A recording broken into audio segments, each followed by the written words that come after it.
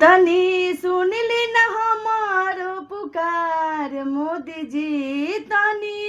सुन ली न हमारो पुकार मोदी जी, तनी कम करी सोनावा के दाम मोदी जी, तनी कम करी सोनावा के दाम मोदी जी। कैसे कंगना खरीदी औरी खरीदी हम चूड़ी, कैसे कंगना खरीदी औरी चूड़ी, बेटी के बियाह के खातिर पैसा कैसे जुड़ी, देखी सोनावा छुआता आसमान मोदी जी, देखी सोनावा छुआता